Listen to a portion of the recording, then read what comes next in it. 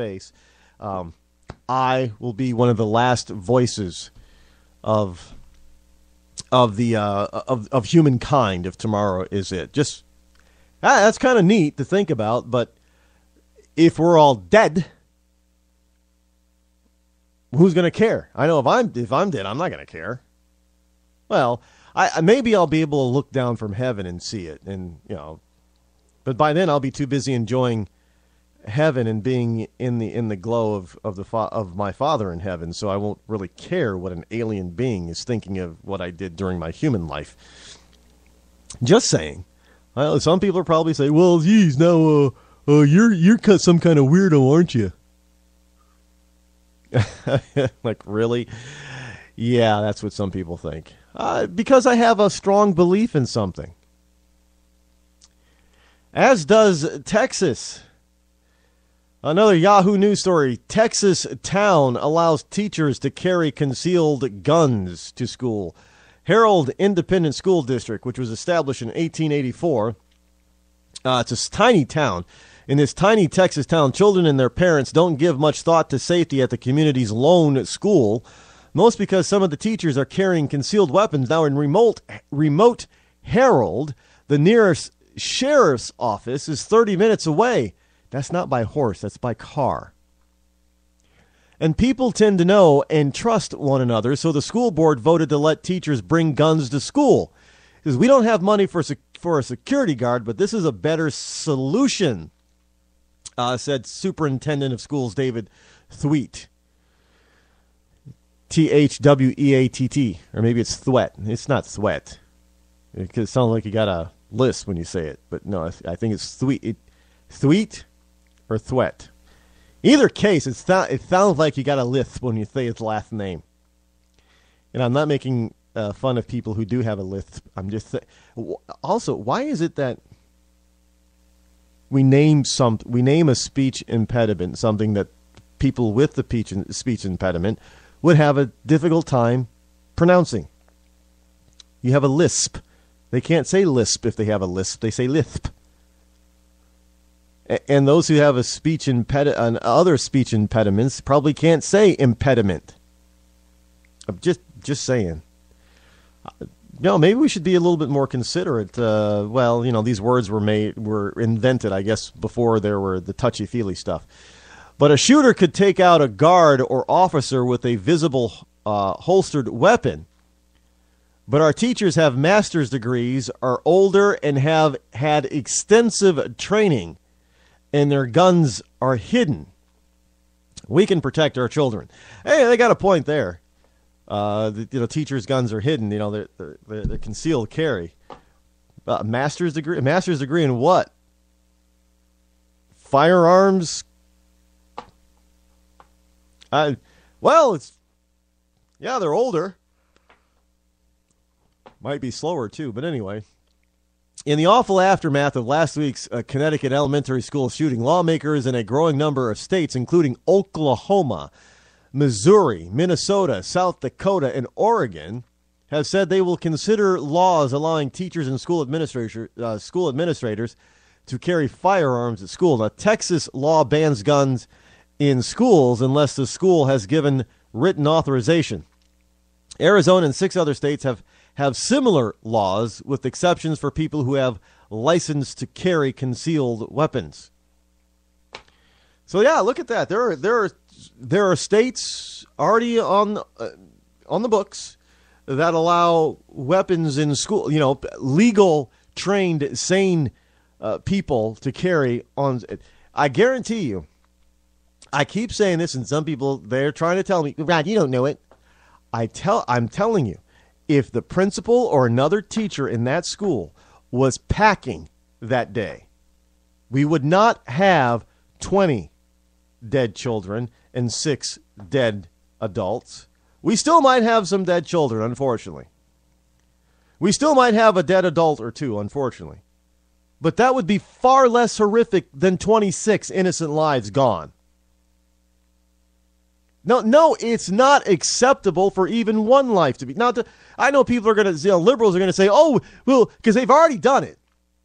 Oh, so you think that 1 or 2 or 3 lives is acceptable? No, it's not acceptable. It's not acceptable at all. But the point is, 20 is far less acceptable than 1. I mean, let's be reasonable here. If something like this is going to happen, and we know it's going to happen again, folks, I hate to be the bearer of bad news. I hate to have you think that I'm thinking negatively. But let's face it. This is an attempt of this manner is going to happen again in the United States. Everybody, well, no, that'll be it for Columbine. Oh, who thought that? Only a stupid, idiotic liberal. Oh, because we're going to understand how these kids and these people think, and we'll be able to stop it. Well, we're going to put all these mental health issues into place and programs, and we're going to stop this before it happens. That's being idiotic. This is going to happen again. Now, since we know it's going to happen again, the question is, how do we minimize it or stop it before it does? How do we protect the innocent from madmen or women, but it's usually men? How do we protect them? Well, you fight fire with fire. God didn't say an eye for nothing. You fight fire with fire. We can't be like the Amish and turn the other cheek and let them shoot us down. That ain't going to work. You fight fire with fire, and in this case, gun with gun. What's going to happen, what should happen, is when something like this happens again, and it will, that there'll be somebody, a good guy, a good girl, guy or gal, on the side of innocence that pulls out their weapon and fires back and puts down the perpetrator. That's what's going to stop it. Well, Rod, they could get killed too. Yeah, you know what? You're right. They might be injured, wounded, or killed as well. But if you're in the middle of a firefight, let me tell you what, there's going to be a couple of things that happen. Either one, the perpetrator is going to get killed or wounded. The perpetrator, now knowing that it's not going to be, he's being challenged, is going to book and leave if they can.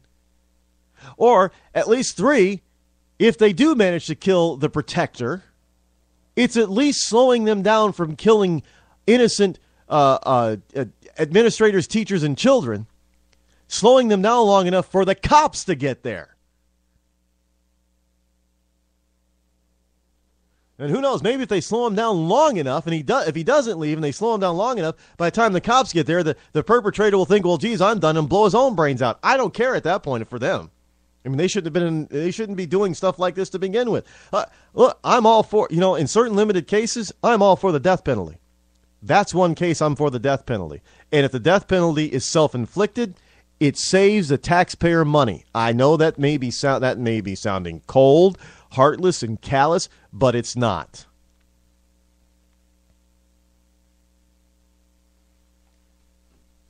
Now, if he wants to put himself down, fine. I don't think anybody should kill themselves. But if you want to kill yourself, go ahead and do it without harming anyone else. That's all I'm saying. Because it seems like they all after they shoot and kill a whole bunch of people, then they turn the gun on themselves. Well, why don't you just kill yourself then? Leave everybody else out of it. I know some people are going to say, Rod, that is irresponsible, what you're saying. No, I'm saying, think about it.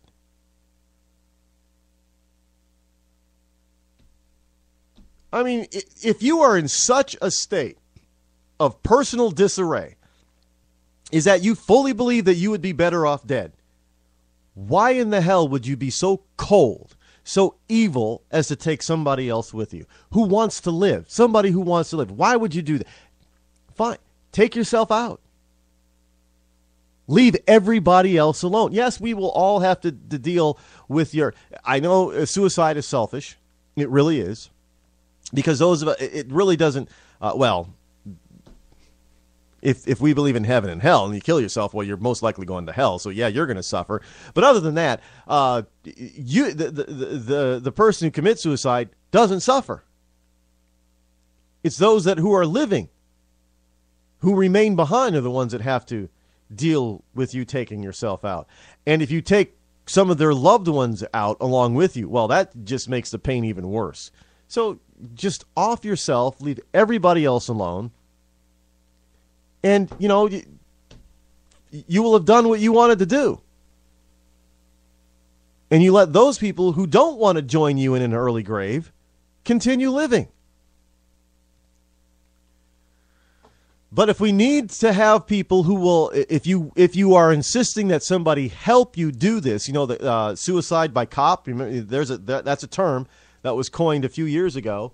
The suicide by cop. So suicide by teacher or administrator. It's probably going to mess up the person who kills you. But you know what? They'll get through it. They'll get over it. And they'll live, and they'll know that they have saved the lives of innocent people, including children. I'm all for guns in schools being held by the good guys. Because, these gun-free zones, it's only a gun-free zone as long as bad people obey the law. But we know the reason why they're bad is because they don't obey the law. Just saying. Potentially, here's something that I always... Space fascinates me. Science fiction fascinates me. I like science fiction. I like to think that we could do all this kind of cool science fiction stuff like Star Trek and that kind of thing, but that's not going to happen. We don't fully understand the science behind all that, so we just make it up and it looks nice. Great. It's kind of amazing that no matter where we go in the universe... we're able to translate their language so everybody can speak English. That's not going to happen. If there are other life forms out there that we can actually come in contact with, that's not going to happen. It's not going to happen. But I am fascinated by the reality of the stuff that's out there. And there's potentially a habitable planet detected around a nearby star within our solar system, a sun-like star in our solar system, called the Milky Way solar system, by the way. Is in our solar system's backyard may host 5 planets, including one perhaps capable of supporting life as we know it, a new study reports. Astronomers have detected 5 possible alien planets circling the star Tau Ceti, which is less than 12 light years from Earth, a mere stone's throw in cosmic scheme of things. Now, 12 light years would be the amount of distance, miles, that light will travel in 12 years, which in cosmic terms, that's, kind of our next door neighbor. It's kind of, in cosmic terms, what it's really like? It's like you're living in a rural community somewhere, farms, and your nearest neighbor is like 2 miles down the road. That's what this is like. Could life from there get here? Could we possibly get there? With the right type of engines and systems and spacecraft? The answer for that is yeah. But within one person's lifetime? At our current life rate? No. Probably not. But could we send a human being there? Yeah. As we advance with engine technology and we're able to get faster and faster, and as we advance in hull technology for outer space and being able to adapt and live in outer space, a manned voyage to Tau Ceti could be within our reach in a couple of hundred years. Could somebody from Tau Ceti that lives on this small planet, habitable planet in Tau Ceti, could they get here Maybe they're already on their way. You never know. It could happen.